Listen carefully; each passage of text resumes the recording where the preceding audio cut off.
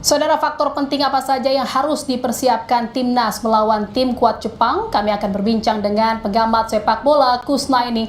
Bungkus, terima kasih atas waktunya. Bungkus, kalau kita lihat ini jelang laga besok, Hilhurst absen. Tapi ada Kevin Dix yang dipastikan akan debut dalam kekuatan timnas. Ini nantinya akan seperti apa saat bertemu Jepang besok hari? Iya, meskipun kita tahu kualitas Kevin Dix ya, bahkan dia juga pernah main di ajang sekelas Liga Champions, tapi kita belum tahu apakah dia akan langsung dimainkan sebagai starter, karena dia ini baru sekali ini kan akan bermain untuk tim nasional. Biasanya pemain yang baru bergabung dengan tim itu biasanya masuk dari bangku cadangan setelah dia melihat dulu situasi di lapangan. Kan kita juga masih punya Rizky Ridho ya, pemain yang sudah sangat berpengalaman, juga pernah menjadi kapten tim nasional. Jadi soal peran Kevin Dix saya pikir nanti akan sangat bergantung kepada situasi pada saat latihan terakhir, sejauh mana Coach Sintayong melihat kebutuhan tim terhadap Kevin Dix. Bisa jadi misalnya dia bermain dengan 3-4-3, tapi Kevin Dix tidak main sebagai bek tengah kanan, tapi sebagai wing back kanan. Itu juga mungkin ya. Bisa juga dia bermain sebagai bek tengah kanan, karena emang dia punya kemampuan bermain sebagai full back kanan, back tengah kanan, atau bahkan sebagai wing back kanan. Jadi opsinya sekarang semakin banyak bagi Coach Sintayong. Ada tambahan opsi untuk Sinteyong walaupun memang Hilhurst absen dalam laga besok. Ini kan juga faktor kepercayaan diri, jadi perhatian juga untuk Coach Sinteyong. Yang Anda lihat ini dengan 28 pemain yang sudah berlatih, ini seperti apa optimisme dari Coach Sin terhadap para pemain besok? Iya, Coach Shin ini kan pelatih yang sangat berpengalaman ya, pernah membawa tim Korea juga main di Piala Dunia, jadi bertemu tim sekelas Jepang bukanlah hal yang terlalu silau bagi dia ya. Dia sudah pernah berhadapan dengan tim sekelas Jerman, jadi dia sudah tahu bagaimana cara menghadapi Jepang. Dan saya pikir dia juga sudah punya game plan bagaimana meredam kehebatan Jepang. Nah, tinggal sekarang bagaimana pemain menerjemahkannya di lapangan, karena game plan itu nanti pada akhirnya yang menerjemahkan di lapangan kan pemain. Dengan kualitas pemain yang kita miliki saat ini, mestinya game plan yang disiapkan oleh pelatih bisa diterjemahkan dengan baik. Kita sudah melihat bagaimana tim ini mampu menahan tim sekelas Australia dalam pertandingan yang cukup sulit ketika kita menjadi tuan rumah. Nah, mudah-mudahan lawan Jepang ini pertandingan yang juga tidak kalah sulit. Kita seharusnya mudah-mudahan ya bisa menerjemahkan game plan dari pelatih itu dengan permainan yang baik juga di lapangan dan menghasilkan hasil yang menggembirakan, minimal mendapatkan poin. Jadi artinya memang sudah punya game plan dan juga skenario-skenario jitu untuk laga besok gitu ya?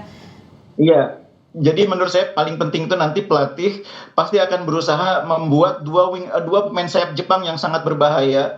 Jepang ini punya dua wing yang sangat berbahaya, Kubo di kanan, kemudian Mitoma di kiri. Nah, ini ancaman bagi pertahanan Indonesia. Karena itu dua pemain yang mengisi posisi kiri dan kanan, kalau dalam formasi 3-4-3 kan di kanan kita punya Rizky Ridho atau punya Kevin Dix, di kiri kita mungkin punya Justin Hubner, ditambah di kiri mungkin ada Calvin Verdong juga. Itu dua pemain ini harus saling bahu-membahu mengawasi pergerakan pemain-pemain sayap Jepang yang sangat berbahaya. Nah, kemudian juga gelandang-gelandang kita juga tidak kalah pentingnya, harus mampu meredam permainan cepat Jepang dari lapangan tengah, dan ketika terjadi situasi di dalam kotak penalti harus mewaspadai second ball, karena pemain-pemain Jepang ini sangat pintar memanfaatkan second ball, entah itu melalui Ritsu Doan, melalui Minamino.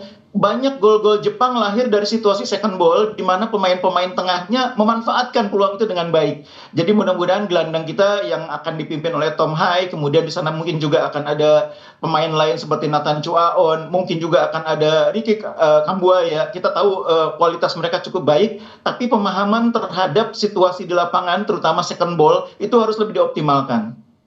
Bungkus, kalau kita lihat kan juga sebelumnya Jepang lawan Australia ini kan tahan imbang gitu ya, imbang. Dan juga Indonesia melawan Australia juga imbang. Ini apakah memang dengan imbangnya Indonesia ini juga punya kekuatan yang sama gitu untuk bisa melawan Jepang besok? Apalagi ditambah Kevin Dix kan besok juga debut. Iya, betul. Seandainya saja sepak bola itu matematika, maka kita akan sangat beruntung ya. Jepang ditahan oleh Australia, kita menahan Australia. Artinya kita minimal menahan imbang Jepang. Itu seandainya sepak bola adalah matematika. Tapi sayangnya sepak bola bukan matematika. Yang kita hadapi adalah Jepang yang dalam 15 pertandingan terakhir 12 kali menang, hanya 2 kali kalah, sekali imbang. Dan ini tim yang saat ini sangat produktif. Mereka mencetak 15 gol, hanya kebobolan 1 gol. Kita harus sangat waspada terhadap permainan cepat Jepang yang kemudian seperti yang saya bilang tadi, mereka selalu pintar memanfaatkan peluang-peluang yang muncul dari situasi second ball. Itu yang harus kita awasi dari permainan Jepang. Harus diawasi permainan Jepang. Dengan masuknya Kevin Dix ini, starter timnas ini akan berubah banyak nggak kira-kira, Bungkus?